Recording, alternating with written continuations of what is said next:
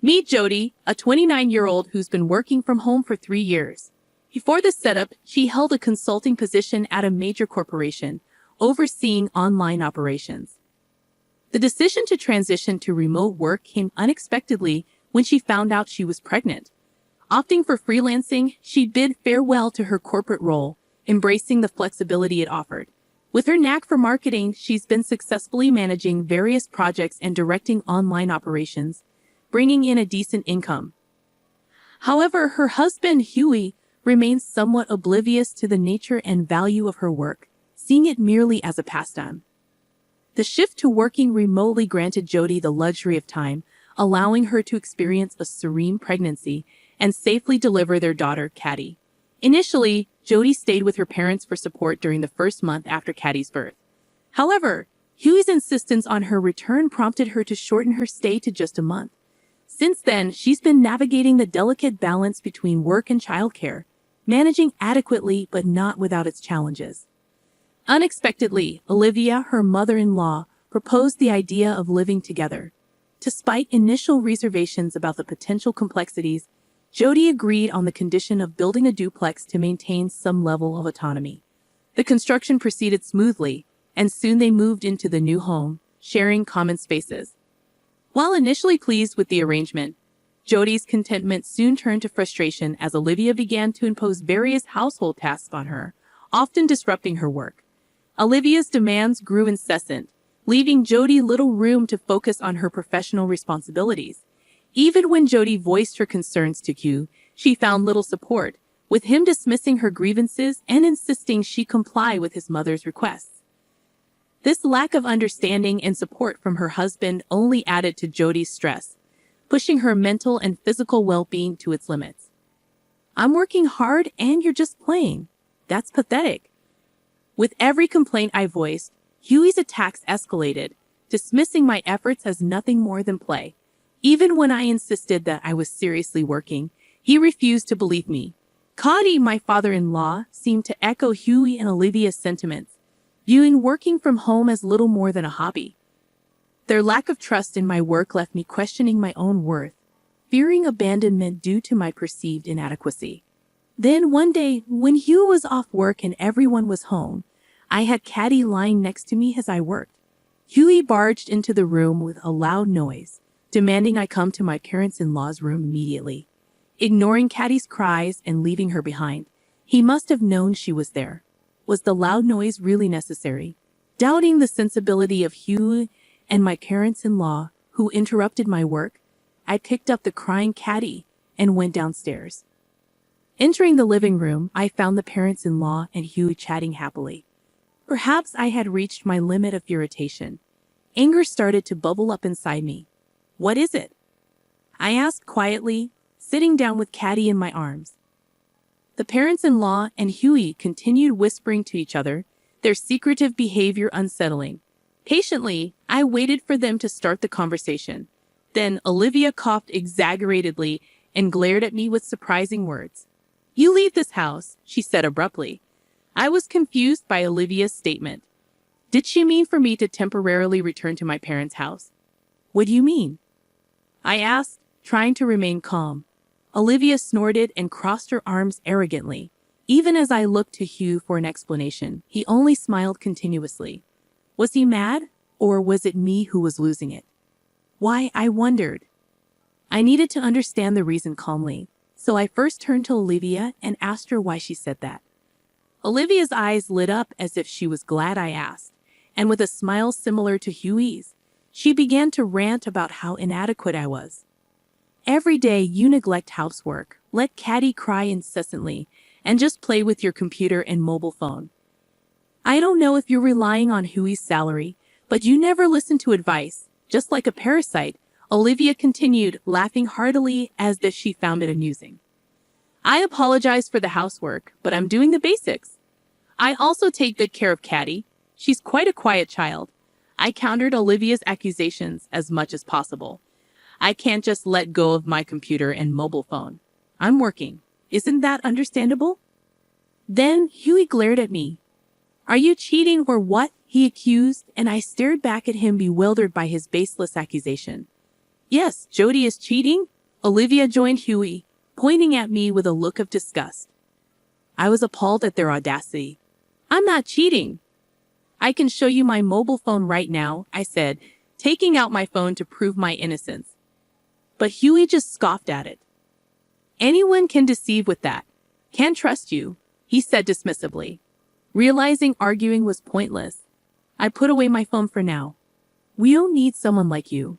Parasites should move out immediately. Olivia continued to berate me. Move out quickly, she continued. I started to feel like maybe leaving with my daughter was the only option.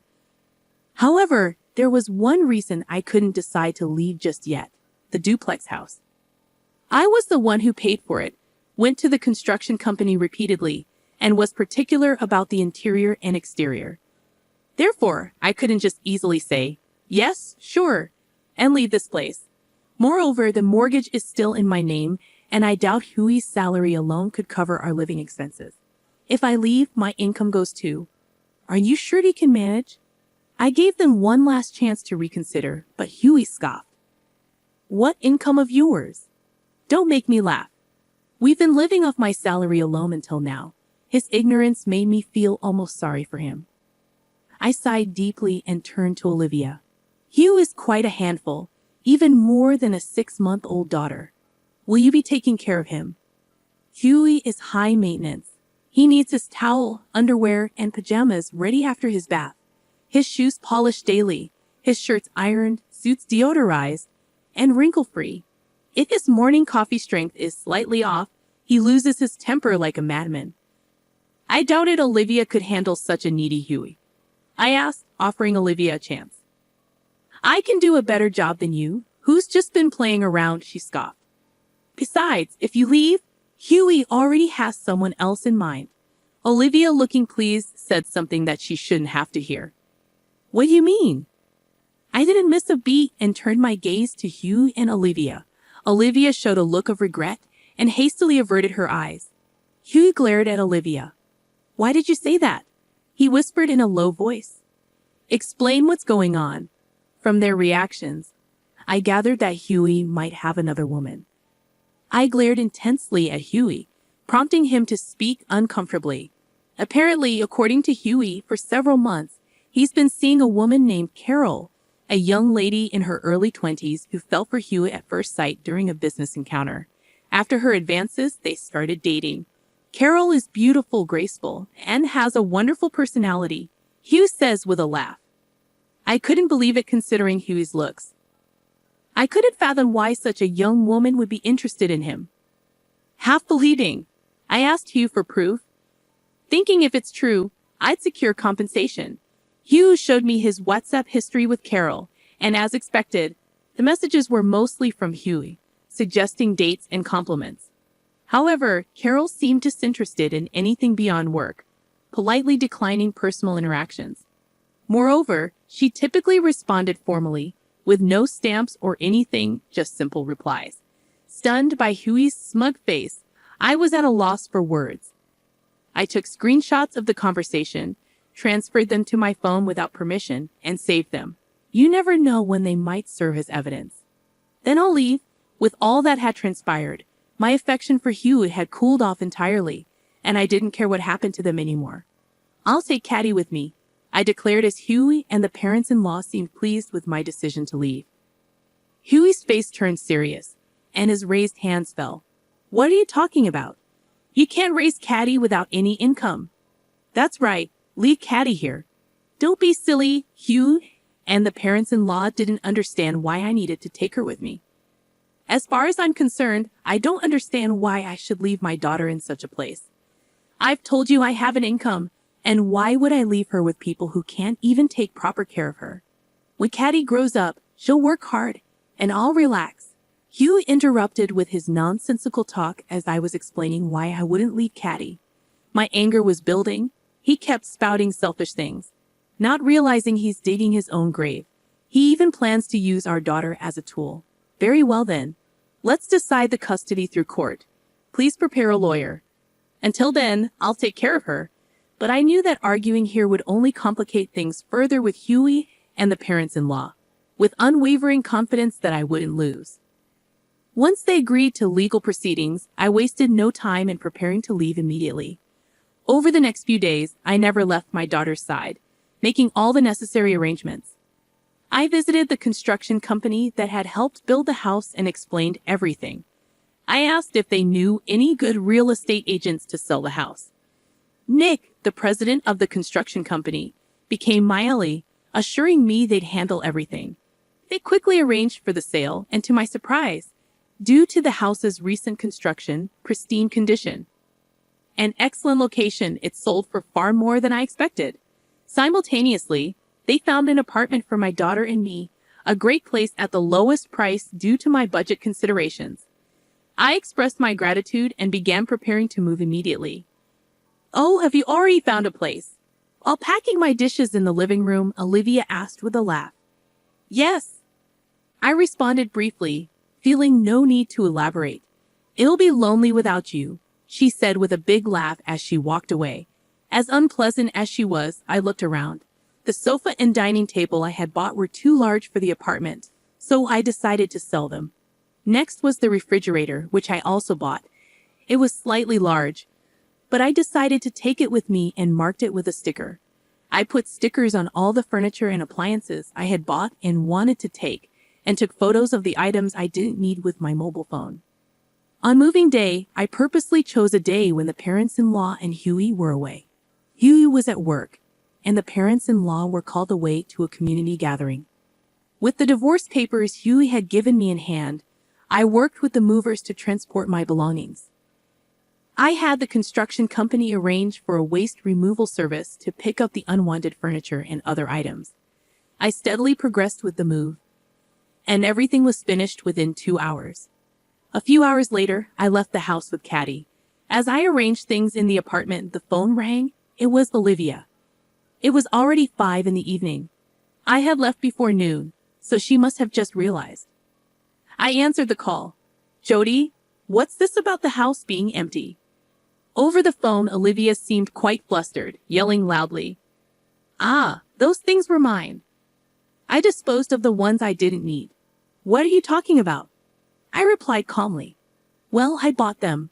I have receipts and other proofs of purchase, so there's no point in complaining," I said with a laugh, leaving Olivia seemingly at a loss for words, raised in nonsensical uproar. "Oh, and I sold the house, so please vacate within a month," I added cheerfully. Olivia sounded even more astonished. "Why would you do that? Since I built the house, it's in my name and I've been paying the mortgage, so I decided to do as I pleased. So that's that," I stated firmly, and Olivia was still trying to say something, but I hung up the phone. After that, I received numerous calls from the parents-in-law and Huey, but I ignored them all. I needed to arrange the apartment quickly for Caddy's sake and had no time for distractions. I also consulted with a lawyer, and we agreed all future communications would go through them. Months later, after repeated negotiations, I easily won custody of Caddy. The reasons were simple. I had ample financial resources. I had been the one caring for Caddy all along, and working from home allowed me to spend more time with her. Huey, who had assumed he would naturally win custody, was shocked and bitterly spat. "I don't need such a girl anyway," before storming off. Relieved that I could finally live peacefully with my daughter, I felt a sense of calm settle over me. After I left, the parents-in-law and Huey hadn't left yet. What should I do? I received a call from the president of the construction company. I simply replied, "Please evict them," and the president, knowing the situation and seemingly amused, laughed heartily and said, "Leave it to me," before hanging up.